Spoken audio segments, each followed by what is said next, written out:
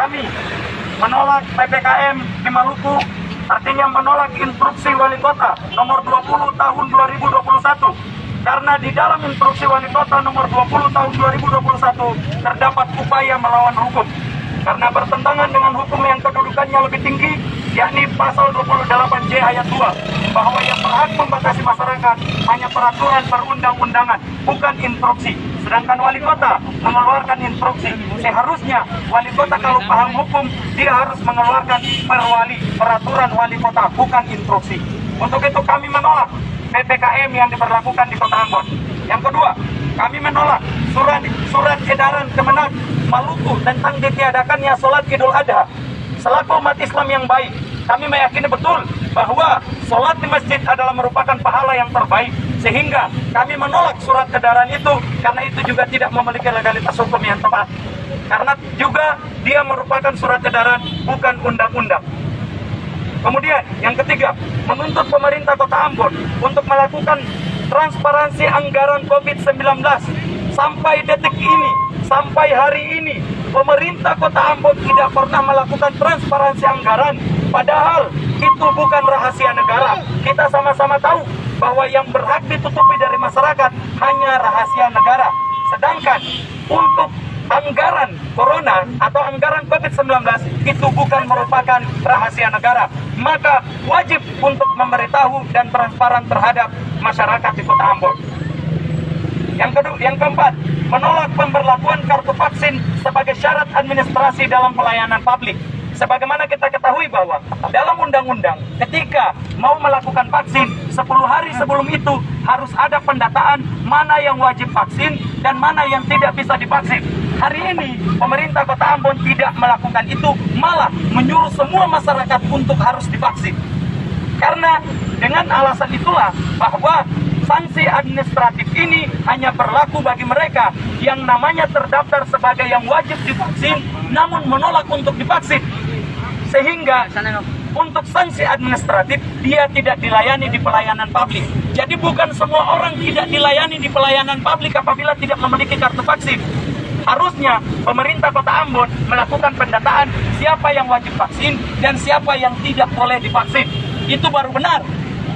Kalau semuanya disamaratakan, maka ini terjadi cacat hukum. Kemudian yang kelima, meminta kepada pemerintah Kota Ambon melakukan evaluasi pada setiap rumah sakit yang menyatakan setiap orang yang meninggal selalu dikaitkan dengan coronavirus 19.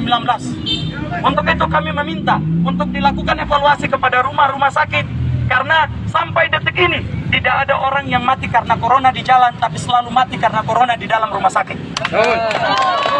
Jadi kami meminta evaluasi kepada pihak rumah sakit. Yang keenam, kami menolak dan mengutuk keras masuknya tenaga kerja asing ke Maluku. Hari ini isu yang berkembang bahwa tenaga kerja asing akan masuk ke Maluku. Kami menyatakan menolak tenaga kerja asing untuk masuk di Maluku. Anak negeri saja belum disejahterakan, apalagi kita mesejahterakan orang asing. Kita meminta untuk bagaimana hal itu tidak boleh. 6 poin tuntutan ini harus ditindaklanjuti oleh wali kota.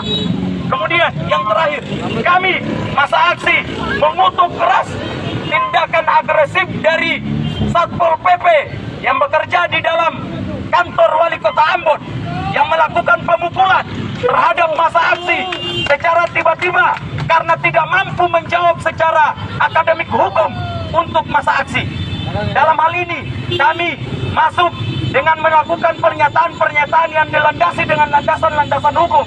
Namun di dalam ini pemerintah Kota Ambon, Satpol PP sendiri belum membaca instruksi wali kota nomor 20 tahun 2021. Sehingga membuktikan bahwa semua yang berada di dalam kantor wali kota tidak tahu instruksi wali kota itu macam apa.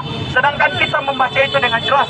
Untuk itu kami masa aksi hari ini menyatakan menolak dan menyatakan pemerintah Kota Ambon harus menindaklanjuti 6 poin yang kami ajukan sebagai poin tuntutan. Jika tidak, maka kami akan melakukan aksi-aksi berikutnya. Ingat, aksi tidak hanya sampai di sini, tapi kami juga akan menuntut tindakan agresif Satpol PP. Kami memiliki semua bukti video bagaimana mereka menginjak-injak masa aksi, bagaimana mereka memukul-mukul masa aksi. Ingat, kami akan menggugat itu di pihak dan kami akan menempuh jalur hukum untuk bagaimana menindaklanjuti masalah tersebut.